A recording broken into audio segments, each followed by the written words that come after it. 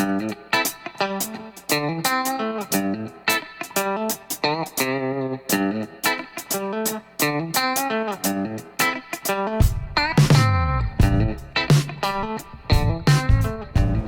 here we have one more. This is Seneca Hollow crossed with Walnut Hollow. Another by Jeannie Keating. Jeannie is trying to breed some cold tolerance in with these things. So I think that she has managed to keep the nice quality of the flower in with it in a lot of cases. And I'm looking forward to seeing more things from her. Very nice stuff. Okay, I guess it's time for Bulbophyllum falcata to be blooming, and this is what this is. This is a warded clone. This is standing tall, and it's got an AM. Really nice little thing. It took me a while to get used to this and to really like it, but since I have, it's really kind of grown on me. Very nice, reliable bloomer. There's another thing here that is just starting to come in. Let me bring the camera down here. This is Sue Blackmore, Adorable 76. It's just starting to open up. I believe this is a hybrid with Falconum and another one of the ones that puts out they call it a rachis, which is a flattened inflorescence, or flattened stem of the inflorescence. We also have a couple of things with Masdies in that are blooming. This one right here is Masdies crossed with Perseus, and the flower is just about perfect on this. The flowers don't last real long, but it can flower multiple times per year. And then down here we have just a little first bloom seedling of a thing that we call Thai spider. And it's been around for quite a while. Nice little thing. You notice that it's the center of the flowers are purple, which kind of gives it a different kind of look. Now this will get much more full once the flowers, once the plant gets older and can throw up a better flower spike. Now we're going to look at some Masdevallias. I'm sorry. This is Masdevallia vechiana, variety Betty, which has an AM. Vechiana has been used a lot in breeding for a big reason. The big reason is the big flowers. It's a intermediate to cool grower, and one thing that it does do is the progeny that it makes with warm growing Masdevallias are fairly warmth tolerant, so it can be the hybrids can be grown by a lot of you that can't grow the cool growing ones. Now behind it, this is a first bloom for me, believe it or not. This is Masdevallia Fire Queen, and nice sized flowers on it. I'm sure that this has vechiana in the background. Sorry for the shaking there. Just real pretty thing. Also, somewhat similar to it. Now this is not, right now it's a no ID, but I'm pretty sure that we're going to get an ID on it. Just a beautiful concolor orange, nice big flower, and it seems to last a long time, and it's got 3 flower spikes on a plant in a 2-inch pot, so that's really nice. Moving along here, this is a species called Masdevallia Pinocchio. Pretty little thing. One of the nice things about Pinocchio is you never want to cut the flower spikes off, because they will bloom from year to year on the same flower spikes, and eventually grow to have a lot of flowers. This particular clone, it has been given a CCM, although not by me, but it's a very nice, easy to grow floriferous Masdevallia. This one here has been open for quite a while. You notice it's got some markings on it, but it's a nice Masdevallia. It's peach melba, and it's a very warmth tolerant one. Nice size flower, yellow, like a dark yellow with some orange in it. And we got a couple other things. Here's Masdevallia Kimbaliana. It's on the end of its flowering. It's got, that's the fourth flower and the only one that's still open on it. And next to it here is Masdevallia Cassiope, and I can't remember what the clonal name is on that, but it's an awarded variety. Nice, different flowers.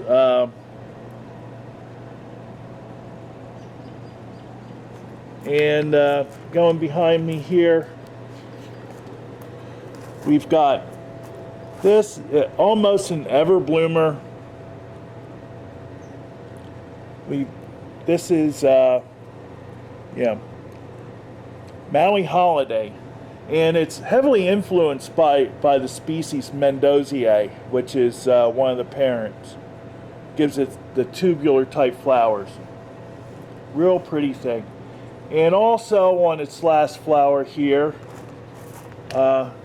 this one is Masdevallia Falcon's Gold. Real pretty little thing. I love when this blooms. And here is Lollipop. One flower is faded, but we still have one more that's good. These flowers are not very big on this, but it's a very warmth tolerant plant, and can be grown by anybody that can meet the conditions of giving good air movement and good humidity.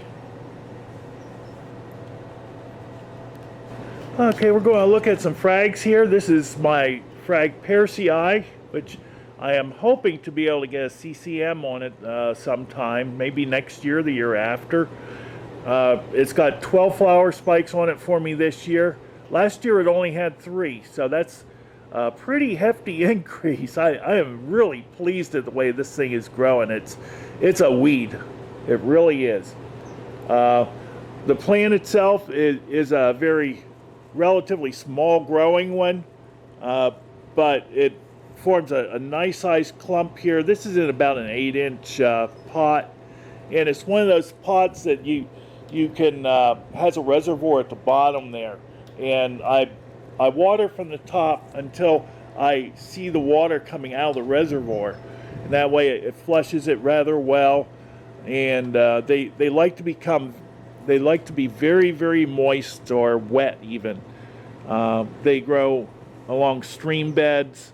Very, very tolerant, easy to grow species. Highly recommended.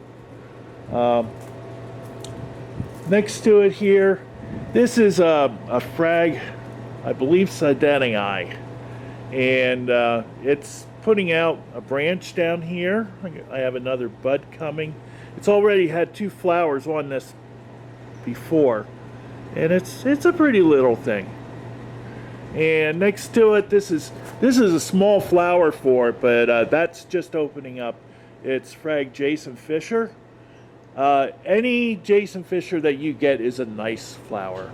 And something I want to show you is this is what happens when the flowers drop off. If you can see, this is still in perfect condition, and it will be for, sometimes a couple of days. Something that you can just take in and give to your girlfriend or significant other or wife. I hope you don't have a combination of those. It might not be real handy. But anyway, moving right along here, want to show you one more Phrag. This thing here that is a really nice flower on this. If you can tell, that flower is almost 10 inches across. It spreads itself out very nicely. This is longifolium, really nice bloomer. It's almost always in bloom. Now we're going to move on to some, let's just say oddballs, okay? This is in the Lycaste family. I hope I don't botch the name too badly. Lasutamule, I believe it's called.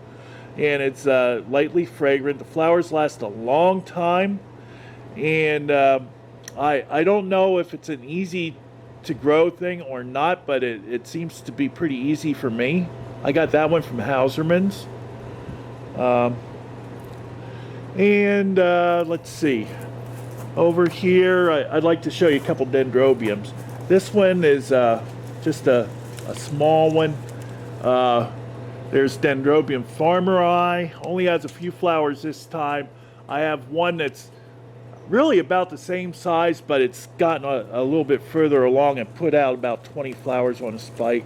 And it will produce even more than that when it gets nicely mature. Little Dendrobium kingianum there.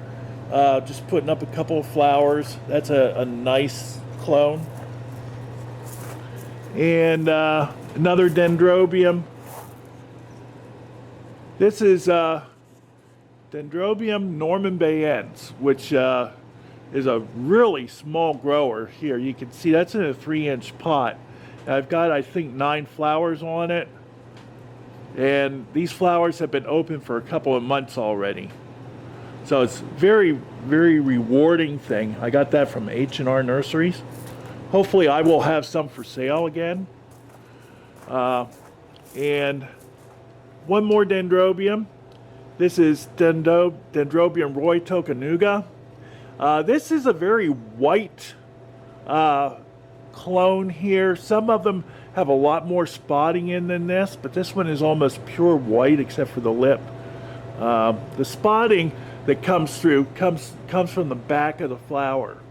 And one thing that unfortunately happens is the flowers kind of have a tendency to look down. So if you display them, you have to display them up high. One more here, if I can come around here. I don't know if I can get a good view of this unless I get it down. I think this is Dendrobium firewings. It's one that I just got, and a lot of the buds blasted on it, but this spike opened. It's a very nice thing, and it does not have the problem of the flowers looking down. Really nice flower there. Also, it's the season for Miltonias to be blooming. And that's Miltonia Breathless, variety Brilliant right there. A very oldie but goodie for Miltonias. Just a nice thing. If you can provide cool temperatures with high humidity, like the Masdies, you know, so I'm growing it right with the Masdies there. But that's what they like.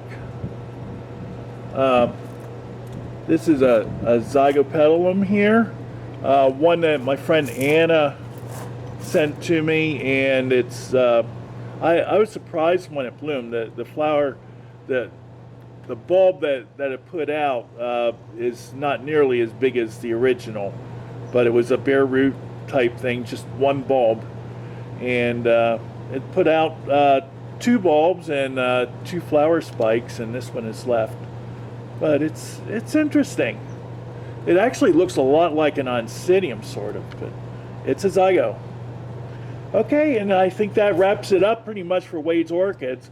I'm going to just kind of pan up and around here to show. A lot of you say that you don't get to see a good look of the greenhouse, and there you can get a better look of everything that's going on. Oh, I've got a bunch of oncidiums here. I didn't really highlight them because they're ones I got in for sale, and I'm not even real sure unless I look at them what the names of them are, but they grow very nicely for me. So there you have it. This is the April, we'll call it monthly view from Wade's Orchids here. And this is Wade. You guys have a good day and happy growing to you. Bye-bye.